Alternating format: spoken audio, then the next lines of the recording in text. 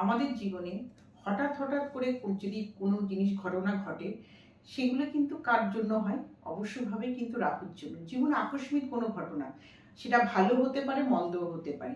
হঠাৎ কোনো ঘটনার সঙ্গে জড়িয়ে থাকা কিন্তু এটা রাহুরই কিন্তু একটা কার্যকারিতা। তা এবার দেখতে হবে যে আপনারা সবাই বলেন তাহলে আমাদের রাহু কোথায় ভালো আছে, কোন ঘরে ভালো থাকলে রাহুর পজিশন, সেখানে আমরা ভালো কি করে বুঝবো? অবশ্যভাবে আমি আগের ভিডিওতেও বলেছি, আমার যদি আগের ভিডিও আপনারা দেখে থাকেন তখন দেখবেন আমি বলেছি রাহু কিন্তু পৃথ্বী এবং বায়ু রাশিতে খুব ভালো থাকে। তা পৃথ্বী এবং বায়ু রাশি আমরা কি করে বুঝবো?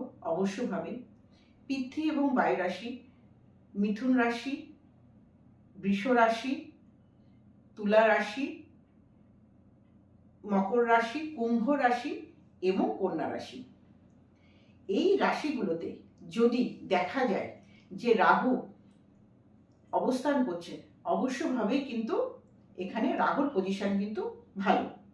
তা পৃথ্বী এবং বায়ু রাশিতে অবশ্যভাবে রাহু কিন্তু ভালো ফল দেয়।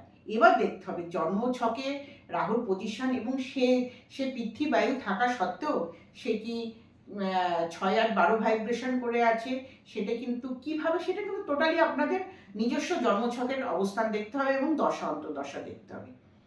এবার এই পৃথ্বী বায়ু রাশি ছাড়া অন্যান্য রাশিতে যদি রাহু অবস্থান করে, তাহলে কিন্তু রাহু কিছু নেগেটিভ ফল কিন্তু আপনারা পেয়ে থাকবেন এবং সেটি রাহু দশা অন্তর্দশাতে অবশ্যভাবে তার প্রকোপ কিন্তু প্রচণ্ডভাবে একটা আমরা খারাপ বলে গণ্য করব। তা এই রাহুর পজিশন যদি খারাপ থাকে জন্মকালীনে, তাহলে আপনারা কি করবেন?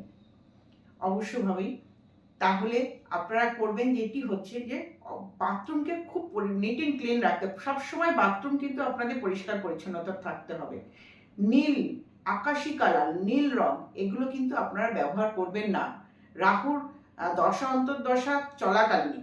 রাহু জন্মকালীনের দশা মানে অবস্থান খারাপ প্লাস দশা অন্তর্দশা চলাকালীনে কিন্তু এই রংগুলো কিন্তু আপনি ব্যবহার, নীল এবং আকাশি কালারটাকে এবং ব্ল্যাক কালারটা, এটি কিন্তু আপনারা এগুলো ব্যবহার করবেন না।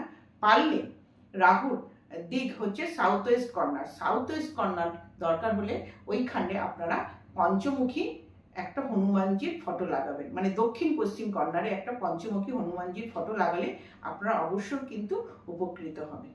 নমস্কার।